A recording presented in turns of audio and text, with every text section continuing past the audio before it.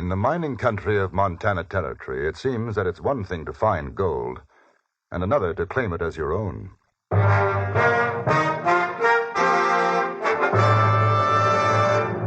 Frontier Gentlemen.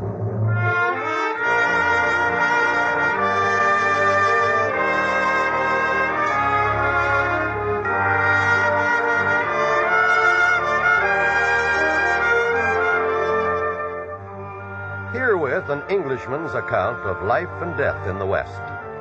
As a reporter for the London Times, he writes his colorful and unusual stories. But as a man with a gun, he lives and becomes a part of the violent years in the new territories. Now, starring John Daner, this is the story of J.B. Kendall, Frontier Gentleman.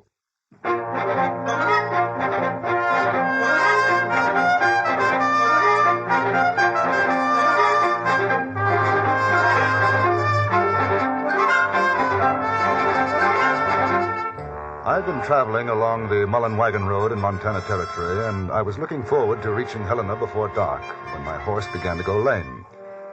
And I realized I faced the prospect of camping out for still another night. I had just rounded a bend in the trail when I saw the small figure plodding along on foot ahead of me. He carried a pack on his back, and as I drew nearer, I saw that he was no more than a boy, 17 or 18. Hi. Hello. Going into Helena? Yes, but I don't think I'll get there tonight. Horse has gone lame. Oh. Yeah, right foreleg, huh? Yes, he slipped off a rut a mile or so further back. Too bad. Thought I might get a ride with you. There's been many wagons along today. No. How far have you walked? Mostly from Fort Benton. Got a couple of rides day before yesterday. Say, you don't happen to have any food on you? I ain't got much, but I could pay $1 or $2, I guess. Oh, I've enough for the two of us. You better save your money. Oh, that's mighty nice of you. Keep your eyes open for a decent bit of ground, and we'll make a camp. About half a mile beyond, we found a somewhat sheltered spot a little way off the trail. The youngster, his name was Bill Richmond, gathered wood, and I prepared the food. It was almost dark by the time we had finished. Well, that was as fine a meal as I've ever eaten, Mr. Kendall. And I'm glad you enjoyed it, Bill. Did you smoke? No, sir. I haven't found a taste for it yet. Well, you've got time. Take my advice. When you do, use a pipe. Yes, sir. Where'd you come from? Kentucky. A long way. Yeah, I run away from home. It wasn't much of a place. I figured I was old enough. And you came out here for gold? That's right. Hey, you make any strikes, Mr. Kendall? No. I'm not a prospector. How did you get to Fort Benton, Bill? I worked my way up one of them river boats. I sure learned plenty about gold mining from some of them fellas. You know, it says there's places in this country where you can pick the gold right off the ground. I imagine the trick is to find those places. Oh, I will. Of course, I don't mind digging some if I have to. I wish you luck. Hello. Sounds as though we have visitors. How are you? Me and my pals saw the light of your fire off of the trail. You mind company? No, not at all.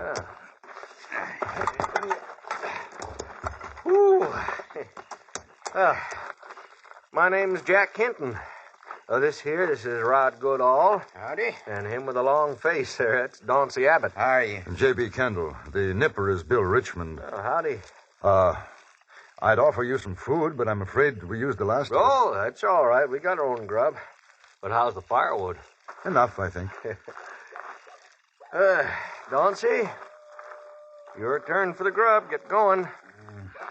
Nothing I hate worse than cooking.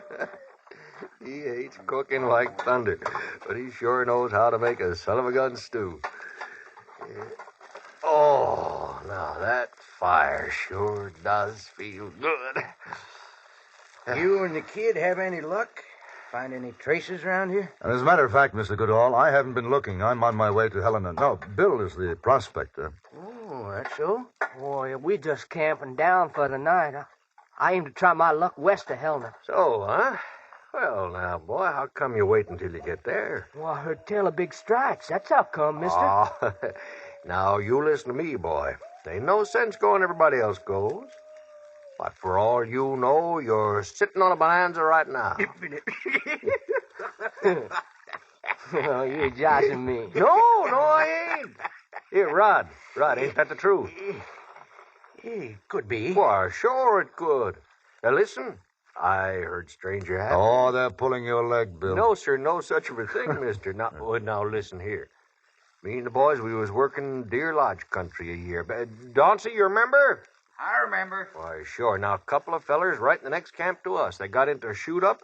Next thing you know, one of them bites the dust. Other fella, he starts out to bury the poor son of a gun. He digs a grave right there in the camp, and what do you think? Yeah? Pay dirt. Lousy with gold. Oh. Mr. Hinton, you'd take first prize with that one. In a minute, you'd have me believing you. Oh, but that's the truth, though. Oh, I've seen stranger things than that. And that's a fact. It was a pleasant way to pass the night. 3 prospectors, hard-bitten, rough men, spinning one tale after another. They'd never find a better audience than Bill Richmond, and they knew it. I could see him absorbing every word. And it wasn't until the fire was getting low that we finally turned in.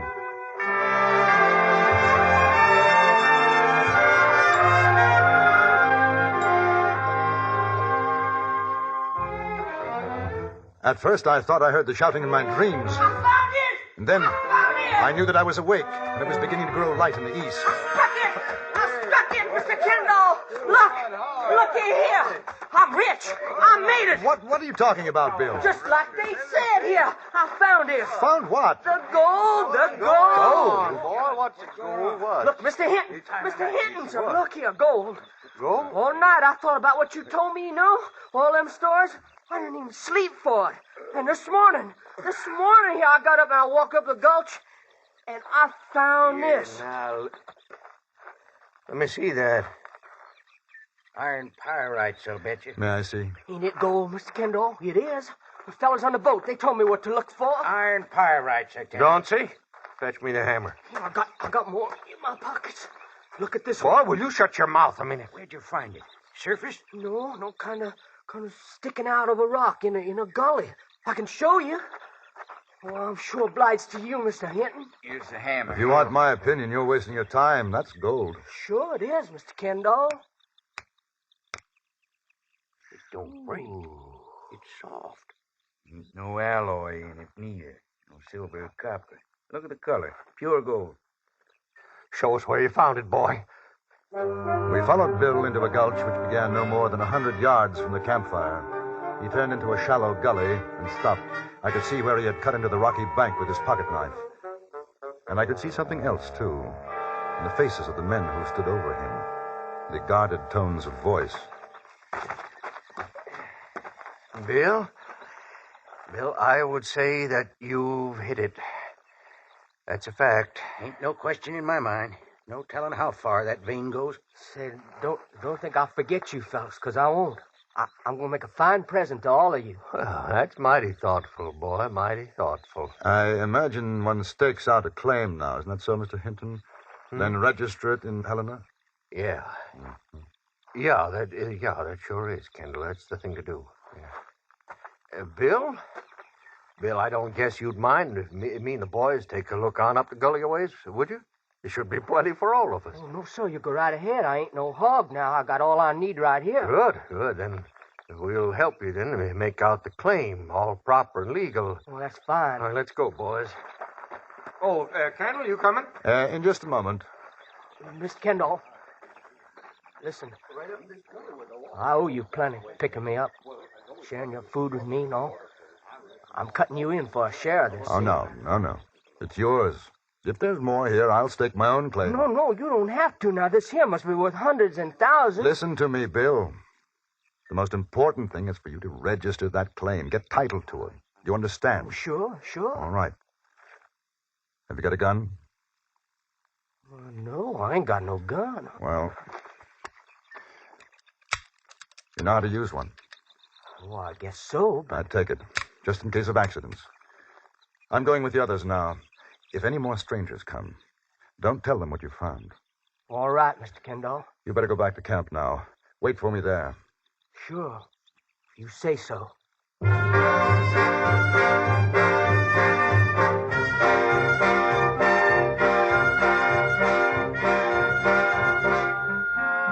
I stayed with the three prospectors almost the whole day. We found traces all right, low-grade ore, but nothing really worth working. It was late afternoon when we retraced our steps to the camp. On the way, we passed through the gully and the site of Bill's claim. The sun had already fallen behind the mountains to the west, and there was a chill in the air. Can't just figure it. Just the one vein. Possibly it's a question of digging. Seems to be a number of gullies running off. We looked around these parts a couple of years back. Remember, Rod? That's right. I'd swear what the kid found's a freak. Might not go more than a foot or two, then peter out. No, don't look that way to me. I'd say she'd show better than, $2,000 a ton. Lucky boy. Yeah, ain't he, though?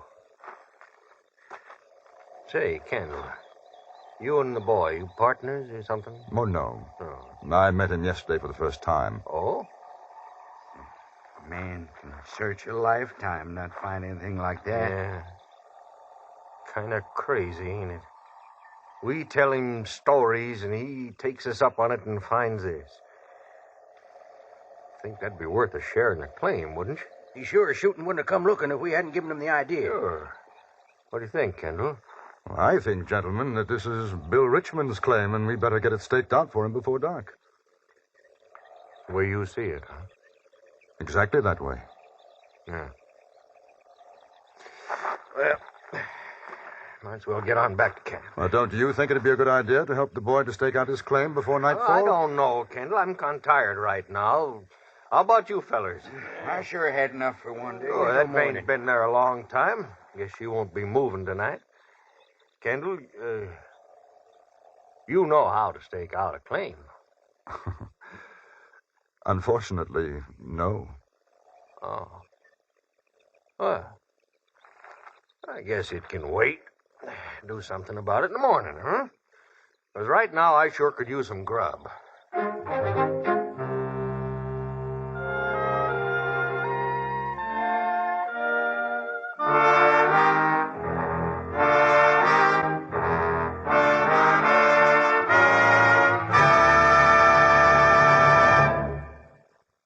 In a moment, we return to Frontier Gentlemen.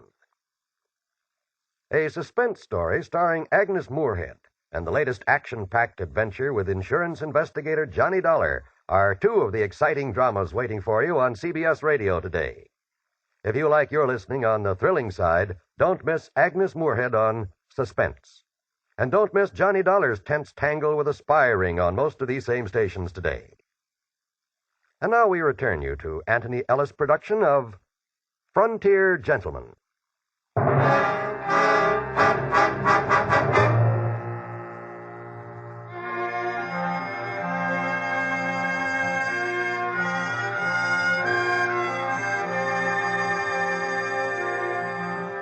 In the camp now, there was a very different atmosphere. Sullen, I think is the best word for it. A subtle hostility had settled like a gray mist. I saw the men huddled together as Bill and I prepared the campfire, and I had a pretty good idea of what they were talking about. Oh, she's going fine now, Mr. Kendall. Listen to me, Bill. I think we may be in for a bit of trouble, and no matter what happens, keep your head. How come? No time to explain now, you'll see. Just don't lose your temper. Bill. Yeah, Mr. Hinton? Bill, me and the boys been talking. Now, we figure while it's still light, you ought to get that claim staked out all regular. Oh, yeah, that's fine with me. Now, of course, doing you a service like that, seeing how you nor Kendall know about such things, we reckon it ought to be worth something to you. Oh, that's all right. I don't want something for nothing. There, see? See what I tell you, boys? He's a good kid. You was right. What do you think such services are worth, Mr. Hinton? Even shares all around. Cut you in, too, of course, Mr. Even Kendall. shares? Just a moment, Bill. Pretty expensive, isn't it? I imagine a lawyer wouldn't charge that much. Ain't no lawyers around here, is there, Jack? No, sir. Now, Bill, it's kind of like protecting your rights, you see? Because if anything happened and you didn't get your claim registered, why, the next feller comes along, the whole thing would belong to him, you see? Rather awkward situation, isn't it? It sure is. We're taking the gamble as much as you, kid. Why, heck, that vein might not be worth nothing a foot down. I was under the impression you thought it would work out to about $2,000 Now, a ton. look, mister, we're doing Well? business with the boy, not with you. I'm representing his interests. That right, Bill? Yes, sir. Since when? About the same time as you decided to help him register his claim, Mr. Goodall. Now, what's your deal with the kid? We have a gentleman's agreement. Pretty smart. And you come in for half. Presuming that I did. That still leaves him half, which is a lot better than a fifth share. As it happens, I have no intentions of doing so. You believe this dude, kid? Yeah, I believe him. No, we ain't getting nowheres. Dauncey, might as well get going on the grub. I did it last night. Well, do it again. It ain't my turn. Come over here. You too, Rod. Have you got the gun on you, Bill? Yeah, stuck in my belt here. And keep your jacket buttoned. Don't let them see it. You figure they're going to take my gold away from me, Mr. Kendall? I think they'll make a good try. Well, I ain't going to let them. Keep your voice down. I'm sorry, sir. That sure gets me mad, though. I heard about claim jumpers, but I never expected to run into them this quick. The price of fame and fortune. Well, they're going to have to kill me to get mine. Well, let's hope it doesn't come to that. The conference is over. All right, me and the boys got an offer to make. Happy to listen to any offer. You and the kid take 50%, we take 50%. I'll make you a counteroffer. You take nothing, I take nothing. Bill takes all. There, you see, I told you. Now, look, mister, you ain't in no position to make an offer. Till that claim gets registered, it don't belong to no one. Now, if me and the boys decide to stake it out for ourselves, what are you going to do about it? I imagine there'd be some shooting, don't you? You only got one gun. We got 3. Would you like to draw first? No, ain't no use that kind of talk. Now, nobody's talking about a shoot-up. We just want what's rightfully ours. We told the kid where to look. That makes us equal partners. I don't think so. Oh, no, sir. If the kid rides in to get someone out to stake that claim for him, you know we got a right to take over while he's gone. If I let you, It ain't your strike. he'll give me power of attorney in writing. You bet I will. What's he talking about? Are you a lawyer? No. Of course, maybe you'll ride to Helena. Leave him here. Very doubtful. All right, now see how it is then? We got all the grub. You got none.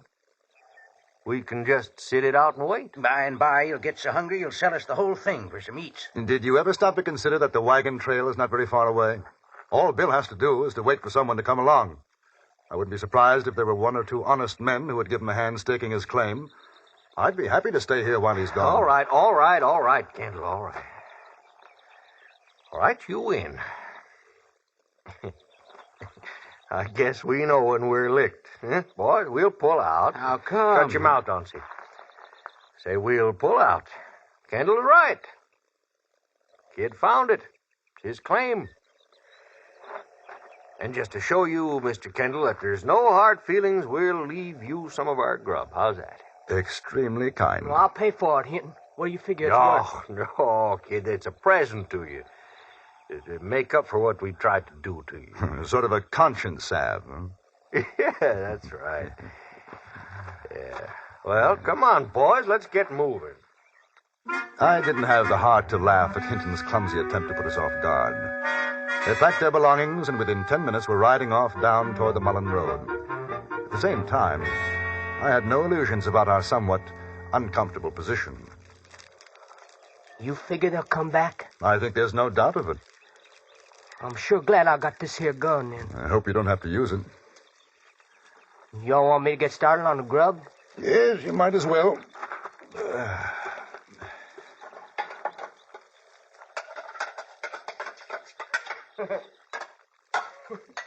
Sure is something. What happens to fellas when they get a sight of gold, ain't it? History has a way of repeating itself, Bill. I went through something like this only a week ago in Fort Benton. You know what I'm going to do if that stock's really worth something? I'm going to sell out. You know, I'm going back to Kentucky. I'm going to fix things up just fine for my mom and pa. And the kids. Brothers and sisters? Oh, yeah, a whole slew of them. 8. That's one of the reasons I took off. Well, the immediate problem seems to be our friends. If I send you to Helena now, they might be waiting for you. On the other hand, if I go, they could come back here. I'm feared either way. No doubt. But your claim won't be worth much to you if you're not alive to enjoy it. Mr. Kendall? Hmm? What are you doing in Montana? Oh, nothing much, really, Bill. I think the word is drifting. I drift about, do a little writing for a newspaper in London. London, England? Mm-hmm. So, you know something? I never did learn reading and writing. That's something else I'm going to do when I get back. It's a good idea. But we'd better make preparations to make sure you do go back. As far as I could determine, their most likely line of approach would be up a shallow draw. We packed everything we could find under our blankets to make it appear we were asleep in the clearing. An hour passed. The moon rose. Mr. Kendall? Yes. Yes, I heard it. Take out your gun, but don't shoot unless I tell you to. All right, sir. And keep down behind the brush. Now, boys, get him.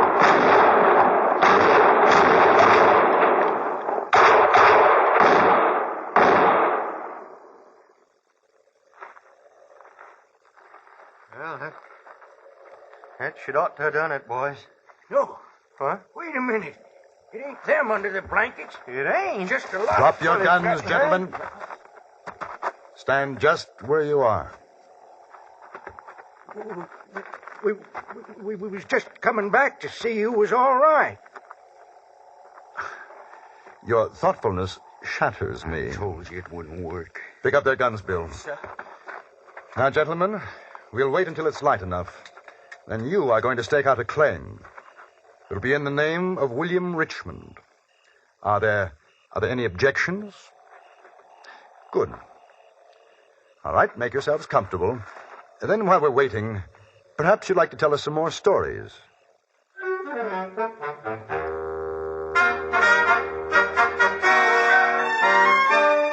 The next morning, bright and early, Bill's claim was properly marked off, and to doubly ensure that there would be no more dirty work, our dishonest friends were led, well trussed, into the sheriff's office at Helena. Bill's strike didn't make him a great fortune, but it was enough to take him home a richer man than he came out. I allowed him, under the circumstances, to reward me, and he did, very fairly. $1,000.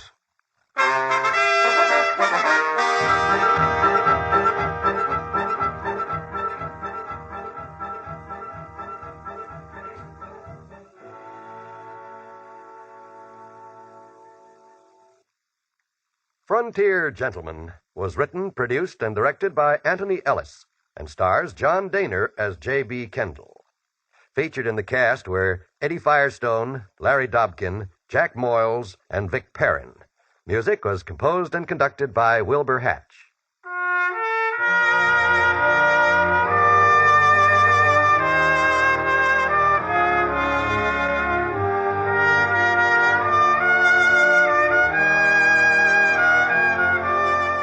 Right after the Ford Roadshow, which follows immediately on most of these same stations, stay tuned for the New York Philharmonic concert performance of Elektra.